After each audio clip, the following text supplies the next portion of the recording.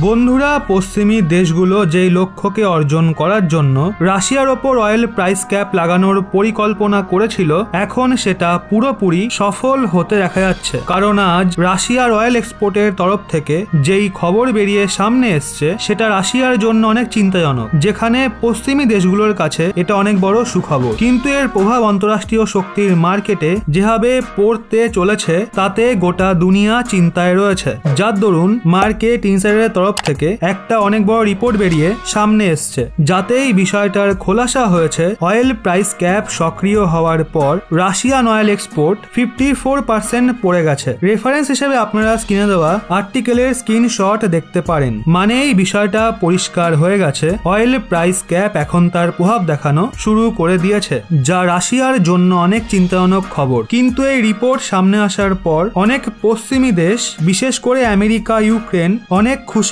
কারণ যেই লক্ষ্যকে অর্জন করার জন্য রাশিয়ার ওপর অয়েল প্রাইস ক্যাপ লাগানোর পরিকল্পনা করা হয়েছিল এখন সেটা পুরোপুরি সফল হয়ে গেছে। যার দরুন রাশিয়ার অয়েল এক্সপোর্ট 54% পড়ে গেছে, যার মানে হলো রাশিয়ার অয়েল রেভিনিউ 50%-এর বেশি কমে গেছে। মানে রাশিয়ান অর্থব্যবস্থার ওপর অনেক বেশি প্রেসার পড়তে চলেছে, যা আগে থেকেই পশ্চিমী দেশগুলো দ্বারা লাগানো আর্থিক প্রতিবন্ধকতার শিকার হয়েছিল। ওদিকে এই বিষয়টা বোঝা বেশি মুশকিল নয়, রাশিয়ার জন্য নিজের সেনা বাজেটকে বজায় রাখা অনেক বড় সমস্যা হবে। কিন্তু আপাতত যদি সেনা বাজেট এবং সেনা রিলেটেড বিষয়কে ছেড়ে দেওয়া হয়, তাও রাশিয়ার জন্য নিজের ডেইলি কনজিউমার প্রোডাক্টের সাপ্লাইকে সুনিশ্চিত করা একটা অনেক বড় সমস্যা হয়ে দাঁড়িয়েছে। যার দরুন কিছু সময় আগেই রাশিয়া ভারতের কাছে সাহায্য চেয়েছিল। রাশিয়া ভারতকে মোটামুটি 300টা প্রোডাক্টের লিস্ট পাঠিয়েছিল, যাতে অনেক ভিন্ন ভিন্ন ধরনের ইঞ্জিনিয়ারিং প্রোডাক্ট, স্পেয়ার পার্টস ও খাদ্য সামগ্রী সামিল ছিল, যার সাপ্লাই রাশিয়াকে দ্রুত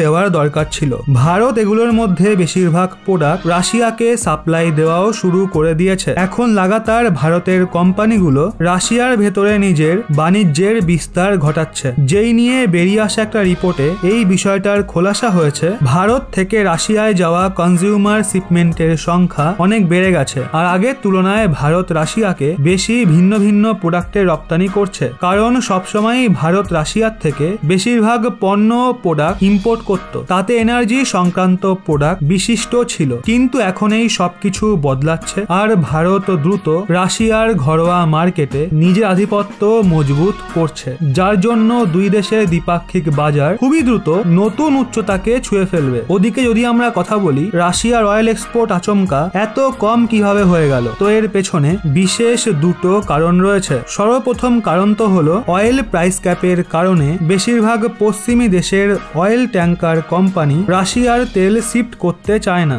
যেই কারণে রাশিয়াকে তার তেলের ট্রান্সপোর্টেশনে অনেক সমস্যার সামনা করতে হচ্ছে। আর অন্য কারণ হলো রাশিয়ার কাছে তার অয়েলের জন্য বেশি ক্রেতা নেই, যেই কারণে কোথাও না কোথাও রাশিয়া তার অয়েল প্রোডাকশনে কমতি আনছে, যাতে রাশিয়া তার রেভিনিউকে স্থির রাখতে পারে। অন্তর্রাষ্ট্রীয় শক্তির মার্কেটে পড়বে, কারণ যেমনটা আগে অনুমান করা হয়েছিল, রাশিয়া তরফ থেকে আসা অয়েলের সাপ্লাই গ্লোবাল মার্কেটে কম হওয়ার কারণে আরবিয়ান কান্ট্রিগুলো তাদের তেলের দাম বাড়িয়ে দেবে। এখন একদম কিন্তু তেমনটাই হবে, যার জন্য প্রত্যেকটা পণ্যের দাম বাড়বে, আর গোটা বিশ্বে আর্থিক মন্দা আসার সম্ভাবনা আরো প্রবল হয়ে উঠবে। বন্ধুরা, এর মাঝে যেখানে একদিকে রাশিয়ার সামনে আসা সমস্যা ও আন্তঃরাষ্ট্রীয় স্তরে কমা রাশিয়ান তেলের সাপ্লাইকে দেখে বেশিরভাগ পশ্চিমী দেশ সহ আমেরিকা অনেক খুশি, ওদিকে অন্যদিকে দুই ইউরোপিয়ান দেশ রাশিয়ার কাছে এক এমন ডিমান্ড করেছে যা দেখে সমস্ত পশ্চিমী দেশ অবাক হয়ে গেছে। আর কোথাও না কোথাও এই ডিমান্ডে